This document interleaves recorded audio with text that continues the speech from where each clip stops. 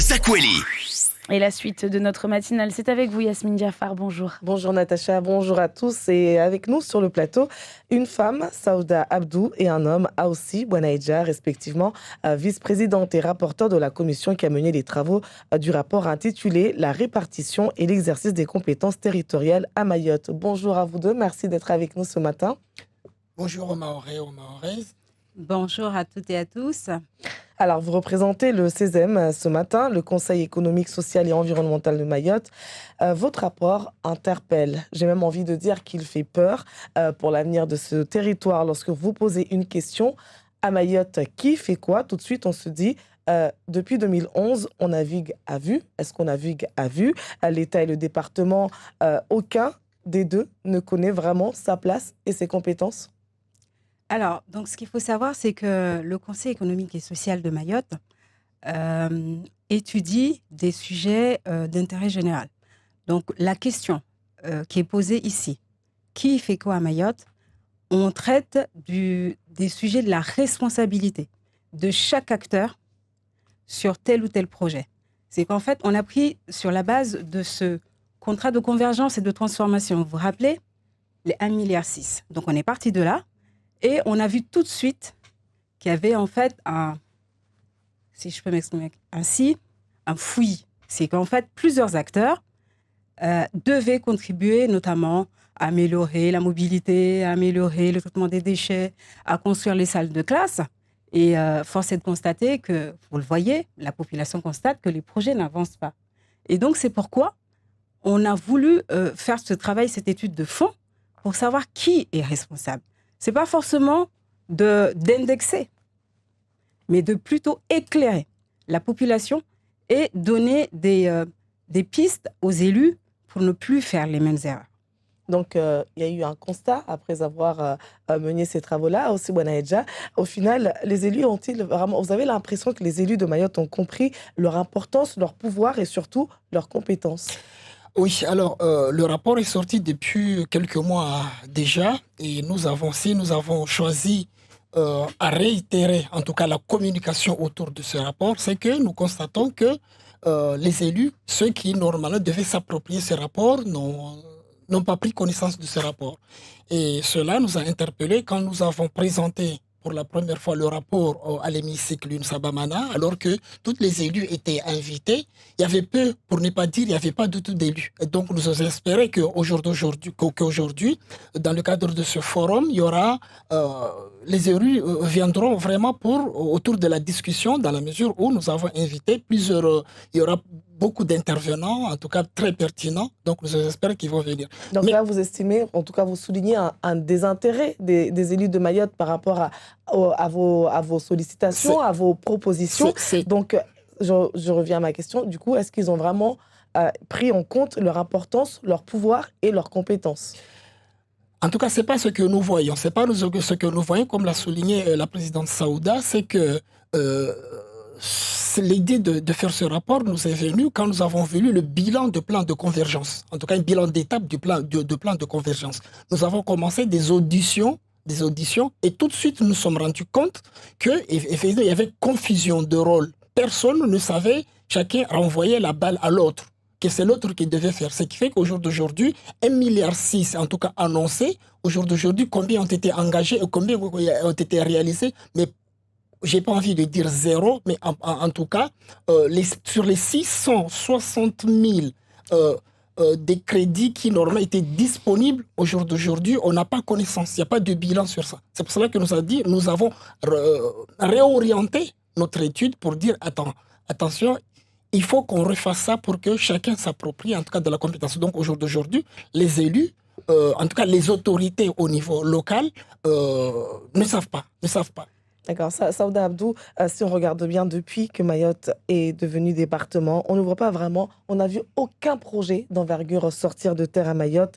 Pourtant, les besoins en infrastructure sont importants, les routes, l'eau, l'assainissement. Est-ce que c'est dû justement à ce désordre, j'ai envie de dire, entre l'État et le département qui, finalement, personne ne reste à sa place et personne ne fait rien au final? Alors, en fait, c'est forcément, il y a du vrai, mais... il y a un peu de faux. C'est que C'est-à-dire, c'est qu'aujourd'hui, on a des crédits qui sont là, et c'est l'effort de l'État. Mais souvent, vu que nos collectivités, avec l'évolution statutaire aussi, hein, parce que c'est pas leur faute, c'est pourquoi je dis il y a du vrai et faux, c'est que l'évolution institutionnelle a fait que des compétences sont arrivées, mais pas forcément les dotations, et ça c'est une vérité. Les dotations ne suivent pas automatiquement, donc ce qui veut dire que les collectivités n'ont pas forcément la main pour pouvoir réaliser les projets, mais quand ils ont les moyens, et c'est là où on déplore, en fait, le Conseil déplore, c'est quand ils ont les compétences, ils ont les moyens, ils ont du mal à aller. Donc, c'est pourquoi on appelle aujourd'hui... À réaliser des projets. Tout à fait. C'est pourquoi on appelle les élus à plus de responsabilités, à prendre la main, parce que le législateur, quand ils ont une compétence, ils ont les moyens, ils doivent en fait y aller. Et le souci aussi qu'on a constaté, c'est que souvent, l'État qui donne aujourd'hui les finances a ce regard en fait de pouvoir réaliser les projets. Et donc, quand il voit que ça n'avance pas, l'État fait quoi? Aujourd'hui, l'État prend la main. Et on le voit sur l'ensemble des sujets, alors que nous avons des chefs de file de tel ou tel. Nous avons des compétences qui sont allouées, qui sont pour chacun des acteurs et des collectivités. Ben, l'État est obligé, plus ou moins, de prendre la main, alors que, on le dit souvent ici, il y a un manque d'ingénierie. L'État n'a pas forcément l'ingénierie. Et si vous voulez, aujourd'hui, les collectivités, en fait, la République est organisée à ce que chaque collectivité puisse en elle-même avoir son ingénierie. Donc, comment demander à l'État de prendre en charge des constructions des écoles? On prend juste ça, alors que l'État, partout où vous irez, et c'est ce qu'on a fait, le constat qu'on a fait, partout, vous allez dans chaque département, l'État ne construit pas d'école. Donc, il faut se poser les bonnes questions. Mais je reviens sur, juste à l'instant, lorsque vous dites que l'État est obligé de prendre la main, vous avez aussi souligné le fait que le financement ne suit pas, lorsque Mayotte est quand même une collectivité unique avec des compétences d'un département et d'une région, 0 € pour la région. Alors aussi, les élus du département se retrouvent un peu les pieds et les mains liés. Comment développer un territoire avec 0 €? Plusieurs facteurs dans ce cadre-là se mélangent. Nous observons qu'il y a un facteur de confiance. Un facteur de confiance, c'est-à-dire les relations qui lient, en tout cas, les collectivités entre elles, les relations qu'il y a entre les collectivités et l'État, il y a de méfiance entre les autres. Méfiance ou défiance? Moi, je dis méfiance. Je ne dirais pas défiance. Moi, je dirais méfiance. C'est qu'aujourd'hui, nous avons l'impression que l'État ne fait pas trop confiance aux collectivités, et les collectivités, de leur part, attendent à ce qu'on leur guide, alors que ce sont des élus qui, normalement, qui sont amenés à prendre des responsabilités, donc prendre des décisions. Est-ce qu'on peut parler d'ingérence, alors, ingérence de l'État, lorsque justement, parce que c'est ce que vous dites, parce qu'il y a un vide à combler? Ingérence de l'État, parce que moi, je dirais que dans la mesure que la loi constitutive même du département a établi une ingérence, dans la mesure où il a dit qu'on a un département qui sera progressif. Et ce que nous observons, c'est que nous observons que la progressivité est subie par les élus locaux, mais ce n'est pas une progressivité voulue, et voilà, par les élus locaux. C'est là où nous voulons vraiment attirer l'attention, que, attention, quand des dispositifs ou des mesures sont transférées, il faut que les élus s'assurent qu'ils ont bien voulu ces dispositifs, mais pas des mesures imposées. Parce que quand on leur impose des mesures, forcément on leur pose la charge, mais pas les finances, obligatoirement. Donc, du coup, ils se retrouvent malmenés, en fait, dans leur action. D'ailleurs, la Cour des comptes le dit dans un rapport datant de 2016 que la départementalisation a été mal préparée, a été trop rapide et mal pilotée. Saouda Abdou, est-ce que c'est aussi l'observation qui a été faite par le CESEM? Alors, donc, il y a eu le rapport de 2016, mais vous oubliez forcément le rapport de 2022. Oui, il y en a eu. C'est le même constat. Il y en a eu, voilà. C'est le même constat. Et donc, les évolutions mal préparées sont une réalité à Mayotte. Donc, c'est ce qui cause, en fait, cette désorganisation des acteurs publics. Et la conséquence et le résultat pour nous les citoyens, pour nous le monde économique, parce que on représente en fait dans cette assemblée le monde économique, les associations utiles, les organisations syndicales, c'est qu'on constate que ça n'avance pas, alors que partout ailleurs, quand on est bien organisé, que chacun reste à sa place, que chacun connaît ses missions, que chacun sait partout, parce qu'aujourd'hui, ils font, c'est à la mode, faisons ensemble. Mais le faire ensemble pour la population de Mayotte, c'est aussi que chacun soit responsable. Et on insiste vraiment au CESEM pour que chacun soit responsable, que ce soit les acteurs, donc les mairies, les intercos, la collectivité départementale et même l'État, pour que chacun reste à sa place pour faire avancer tout le monde collectivement.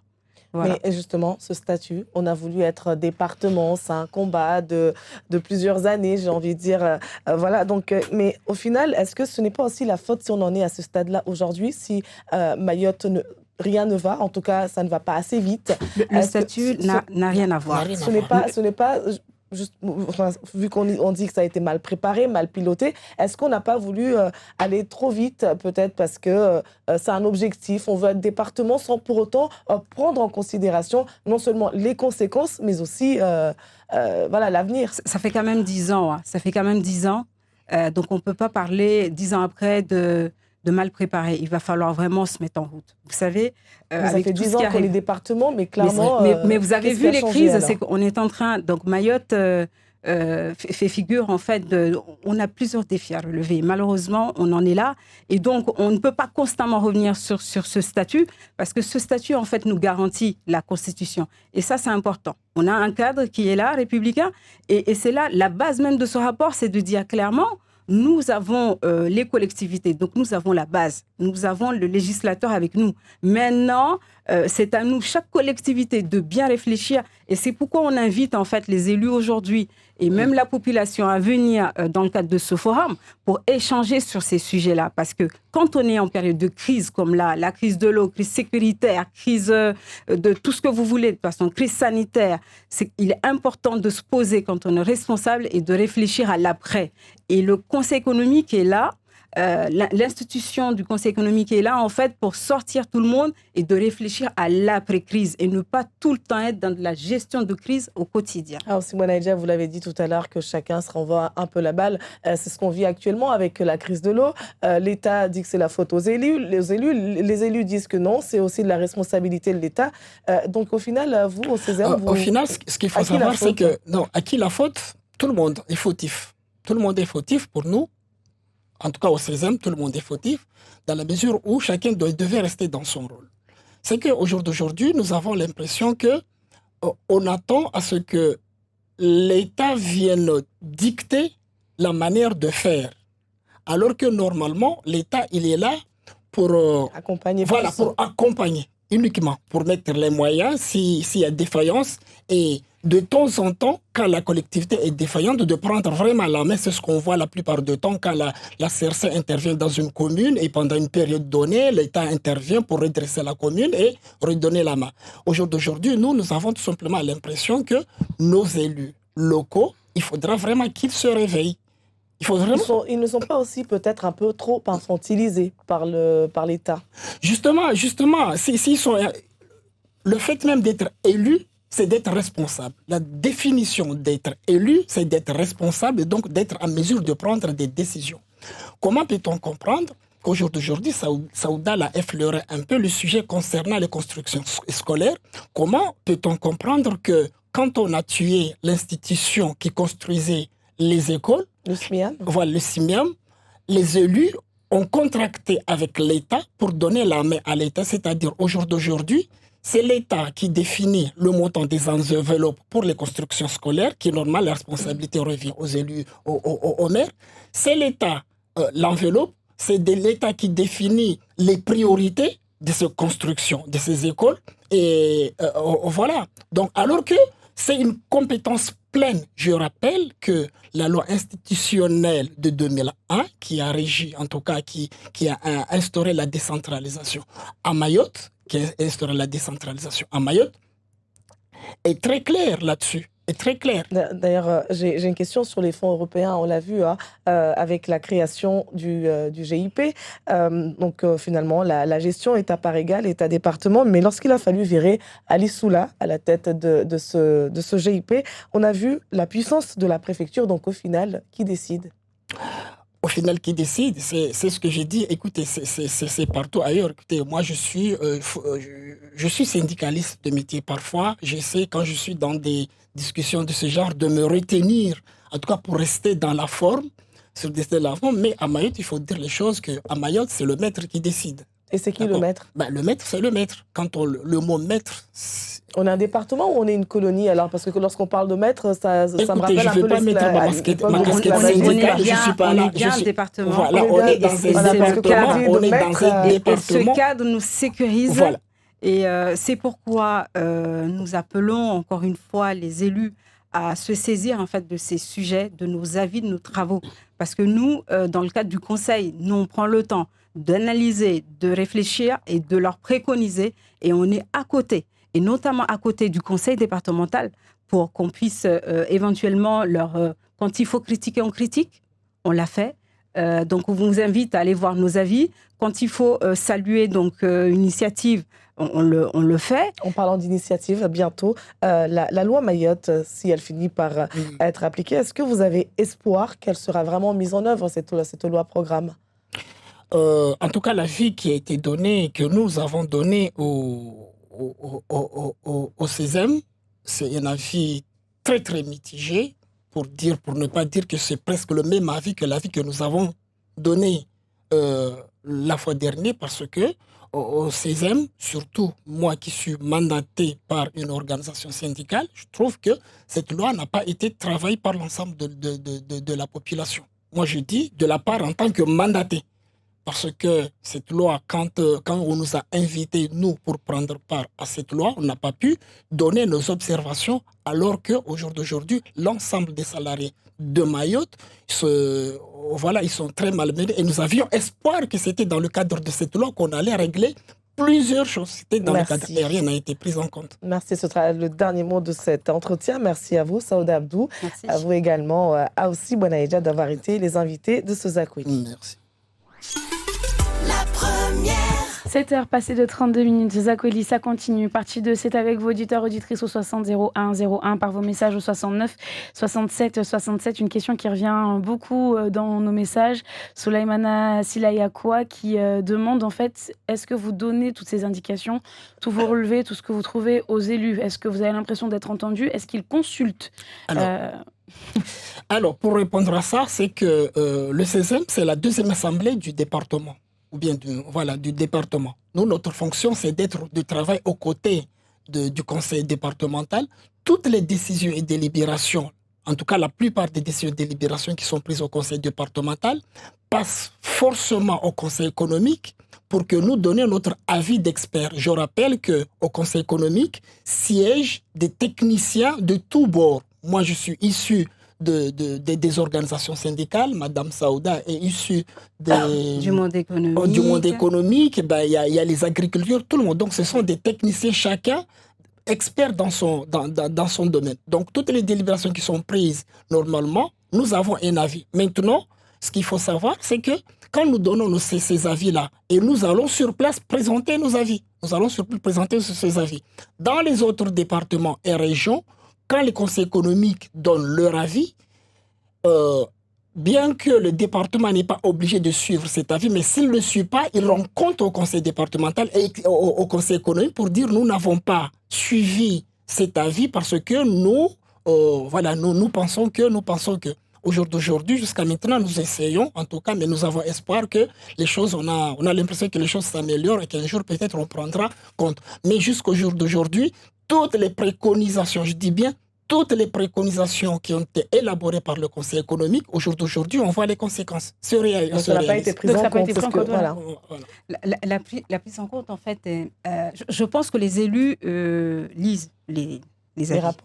Et les rapports, après, ils n'ont pas notre temps. Leur temps, c'est l'action. C'est tout de suite décidé. Il y a des techniciens derrière les élus. Quand ça arrive, les techniciens n'ont pas le temps. Ils ont des rapports, j'imagine, donc ils n'ont pas le temps. Mais Par pour contre, développer un territoire, il faut prendre le temps de lire, de comprendre pour pouvoir justement avoir du concret. mais malheureusement, souvent, quand ça arrive, il faut qu'ils se décident dans les... On l'a vu, hein, on a Non. des rapports qui arrivent et il faut tout de suite donner notre avis. Donc, on se Oui. penche au niveau du conseil, on a 2 Effectivement. jours et le département doit délibérer pour donner son avis Le- de suite. le C'est même que ça principe, arrive souvent que ça, où on n'a pas le temps. Et c'est pourquoi les élus, aujourd'hui, sur ces sujets-là, notamment des sujets qui concernent, parce que là, c'est vraiment les bases, hein, l'exercice et la répartition des compétences au sein des collectivités, les élus doivent s'en inspirer et voir comment est-ce qu'ils peuvent améliorer leur quotidien. Parce que la gestion du quotidien là, qui est rapide doit en fait s'améliorer. C'est qu'on ne peut pas constamment comme ça prendre des décisions à la va-vite et ne pas réfléchir pour l'intérêt des Mahorais ou pour l'intérêt du développement. Vous êtes avec nous en direct et on vous écoute. Bonjour. Oui, bonjour madame. Bonjour à vous. Malheureusement et heureusement on vient d'entendre parler de plusieurs sujets, mais ma question allait que où est notre place, nous les agriculteurs et les pêcheurs, parce que c'est là le poumon économique de l'île. Les marchés sont mal répartis, l'agriculture est morte. Et où est notre place? Est-ce que les syndicats sont bien informés de tout cela? Parce qu'il y a la loi 73 qui bloque de commander certains arrêts de l'étranger pour Mayotte et bloque aussi jusqu'aujourd'hui, il y a 15 ans, 20 ans, on nous chante la viande de Mada, la viande. Il n'y a que ce différent seulement qui fait ça. Et où en est nous, où en est les agriculteurs au jour d'aujourd'hui? Je suis M. Baraka de Mzamboro Akwa. Merci beaucoup, Monsieur Baraka de Msamboro Akwa, et je vais laisser le soin des invités de vous répondre. Merci, monsieur, de nous laisser parler de nos propositions, parce qu'au-delà de ce rapport, au-delà des constats, on travaille quand même, on réfléchit à des propositions concrètes. Et donc, parmi les propositions proposées par le Conseil, c'est qu'on a fortement demandé aux élus de mettre en avant et de structurer les activités primaires, notamment la pêche. C'est qu'on ne peut pas constamment, comme ça, faire venir des conteneurs de nourriture et de ne pas s'occuper de notre agriculture, au moins de la pêche. Au moins de l'agriculture et la pêche, de pouvoir fournir l'eau aux agriculteurs, de pouvoir leur donner des semences, de pouvoir, voilà.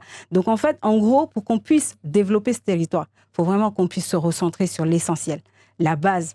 Et ça va être ça, les activités primaires d'abord. Donc, ça va être la pêche, de structurer les filières économiquement, de les structurer, de leur donner les moyens, de voir pour que les autorisations et les réglementations soient adaptées. C'est qu'on ne peut pas constamment adapter le territoire selon quand ça arrange les uns. Mais il faut aussi que l'adaptation soit aussi pour qu'on puisse se développer et développer ces activités-là. Et d'ailleurs, vous avez parlé des conteneurs qui arrivent à Mayotte régulièrement. Vous parlez de tout ce qui est importé, tout ce qui est alimentaire. À Mayotte, on a vu récemment qu'il a été révélé qu'il y a beaucoup d'AVC, mais il y a aussi beaucoup d'obésité, de diabète. Est-ce que ce n'est pas aussi dû, ces problèmes de santé, à la qualité de ce qu'on mange, en fait, de la nourriture? C'est forcément ça. C'est forcément ça, la base même d'alimentation à Mayotte. Nous avons nos traditions. Toutes ces maladies émergentes que nous observons aujourd'hui n'existent pas, ou bien n'étaient pas connues peut-être pour certaines, mais n'existent pas avec l'ampleur que nous connaissons aujourd'hui. Très certainement. Les associations de consommateurs alors pour alerter sur ça? Les associations de consommateurs, nous, on y est. Vous n'existez plus aujourd'hui, les associations. Vous n'alertez sur rien du tout, monsieur Ansi Bonaïdja. Oui. Ces dernières années, vous dormez complètement. Il le fait via le Conseil économique et social. Et là, c'est organisé et c'est suivi, puisque l'information va jusqu'au ministère, parce que nos avis ne sont pas que destinés aux élus, mais nos avis vont jusqu'au ministère pour éclairer, pour qu'ils puissent savoir exactement comment, ce que pense en fait le territoire, puisque nous, en fait, on a une vision plurielle des choses. Voilà. Vous êtes avec nous en direct et on vous écoute. Bonjour.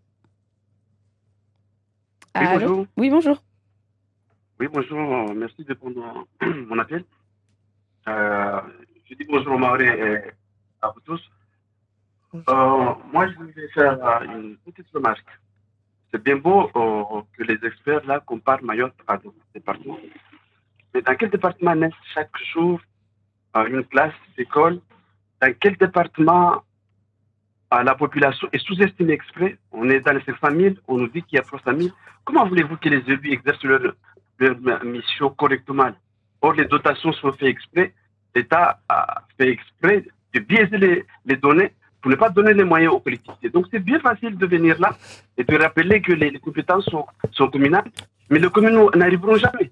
J'espère qu'un jour, se confronter à la réalité des choses, être au pouvoir et vous comprendrez. Donc, dans ce territoire, ne venez pas là pour faire des comparaisons qui n'ont rien à voir et qui n'ont aucun sens. Avec tout le respect que je vous dois, ça n'a aucun sens. Dans quel territoire on est déstabilisé par l'immigration comme ça? Comment voulez-vous que les pouvoirs publics puissent faire face à tout ce qui se passe? Donc c'est normal que l'État qui laisse les choses se faire comme ça prenne en charge, mette les moyens pour qu'on puisse faire face à ce qui se passe sur le territoire.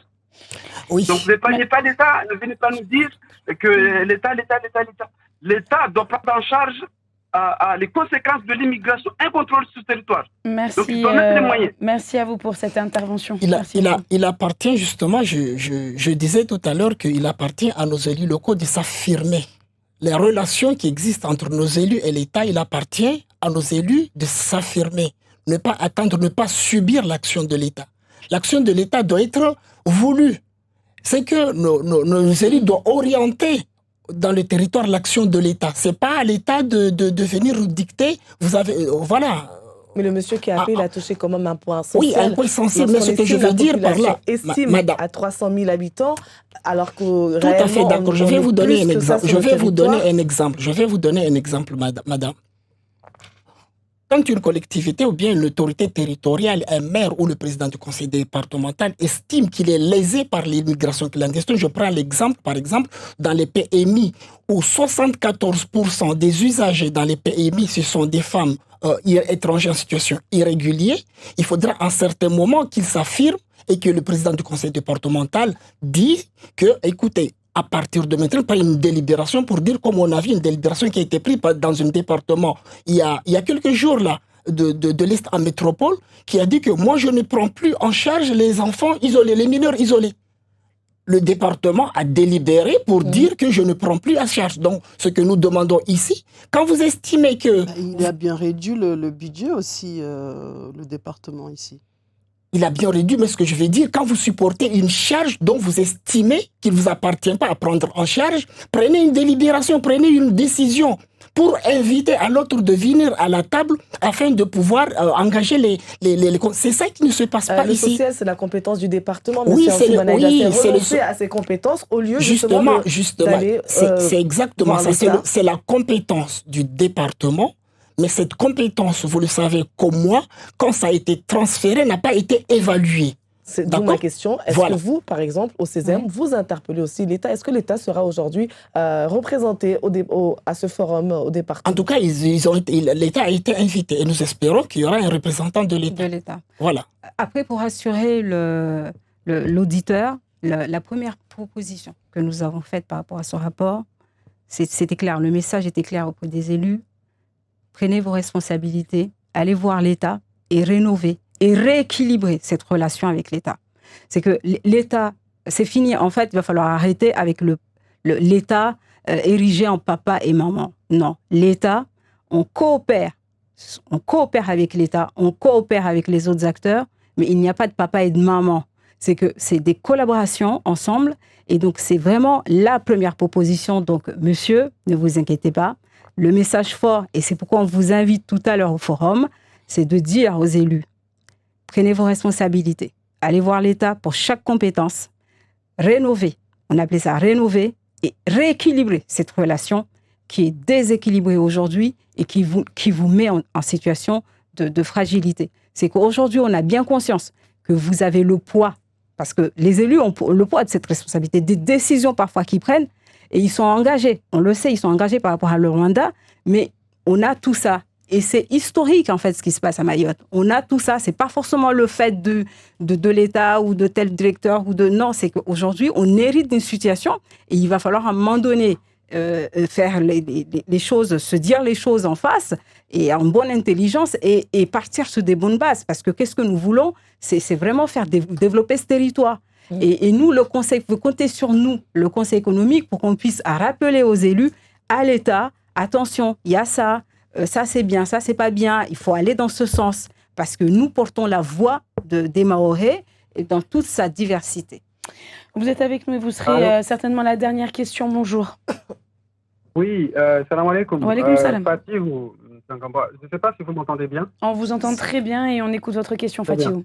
Oui, Fatih Msakamba. Donc, voilà, en fait, sur le terrain, ce n'est pas vraiment pour une question, mais pour deux remarques. En fait, il y a une remarque. Après, fikira par rapport à la remarque d'Anguzo. Madame Murungwatongo nyingi wabelo kamba muhimu, c'est très intéressant. Murungwatongo nyingi wabu muhimu badi atau para basabanu watuka washinda safu waelewa exactement itabu iketele havi watoke tuwabu halibanu de serikali zabavu, halibanu de serikali ya daula, halibanu watambu ya marke, halibanu kapitambu ya marke. Na de en fait itabu idio maorevano c'est que mazamana nao wao kawasina project. Vile itabu bure bionai.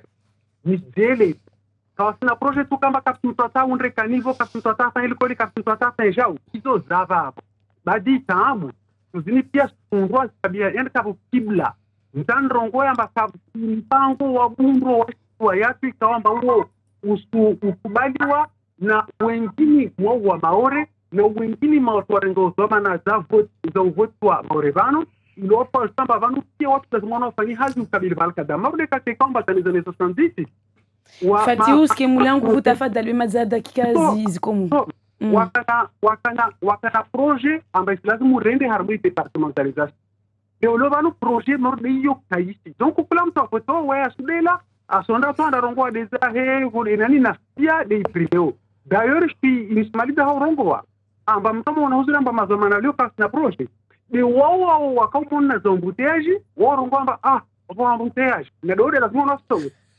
embouteillage, il y a des morts. Voie violente, il y a des morts. Alafu umaliza swala la husu ya makadri kalipozo hapo ilivyo harma collectivité zatu nivyo kamba mazamana wao kawavulikia makadri wao alafu wanatambua wengine kawaswavulikia maana wasurongo amba makadri wao watozwa ringia place zao wala wao wavazi zamana za kazi ndio prefecture na de washa para watu wazungwali paswa Fatih utsonswami betswama badakika zasha shine uringi dakika charu yao ikiwa ho ne kwa tsaswala be remarque lwarongwa yani ntani mrashure mjamaza Fatih amba projet maora iza na mipango ifanyilwa washemanye maore bana wasishtorila govano c'est la question de responsabilité le ovan le rafanya isaria hisa mbani de responsable mbani de atofanya utini wodi vano sirlio tu c'est la question de responsabilité wataone mabare mazuri wataha waone zitundu zuri neka mabare neka tuniza uasi kule tuota wazone kasa wakia na voix projet waone washuhudie ile tufatiki na kusema le problème ilio c'est que maore namore par nom ma journaliste moi disait maore mumzise maore flan arongo tu mbanda fanyosh to flan collect la miro efanyatini leo waifikira mba merawa he waifanya hazia akadema waifanya interco waifanya conseiller chini mkazi sidato ijua bima wase hazia tuwani dwasu ufanya namna mba mkaza elewe bidi tubole mana rapori nraifanya mana ma elu wabando mba waelewa wabando mkinra saton kasuzita na baifete yedi mana rtsar paraner hadis na wao waelewe Bem kazi la lazimwana aelewe leo mbani le douamana kanivo yangu ijaya mbanda lazimwana ifanye de mera au de président wa interco au de conseil départemental wangu na vote au de député wangu au de sénateur mana tawani au de préfecture mana tawani wakati ma journaliste passé de 49 minutes presque 50. Merci à vous chers invités d'avoir été avec nous dans ce rendez-vous. On a encore notre édito à suivre. La conférence juste pour finir, elle est prévue où, quand et à quelle heure s'il vous plaît. Des auditeurs se posent la question. Alors, pour donc, pouvoir y venir. on donne rendez-vous aux élus, à la population, à l'hémicycle Nusabamana. Donc, on démarre à 8h30 jusqu'à midi. Donc, nous aurons véritablement des intervenants de qualité, notamment l'occurrence de M. Msaïdié qui fera en fait le volet juridique des compétences. Nous aurons également M. Lamine Mohamed, qui est un homme de terrain, un cadre, qui nous parlera de la décentralisation. Et enfin, nous aurons M. Yvan Postelvinet de l'AFD qui viendra nous parler des sujets du financement. Et tout ça sous nous aurons l'honneur en fait d'avoir Monsieur Sobahadine qui viendra là et également le président actuel Monsieur Benissa Osseni qui nous fera l'honneur d'être là également. Donc Maoré Maorez, on se retrouve tout à l'heure. On continue le débat à l'hémicycle. Merci à vous deux d'avoir été les invités de ce rendez-vous Zakoli. Merci à vous d'être avec nous. On retrouve tout de suite donc Ali Shamsidine pour notre édito du jour. La matinale, la série limitée Marhaba, 130 gigas ya Only. Only, Istaoui. Nouveau à Mayotte, goûtez mon pouletti, le poulet frais et local bien d'ici.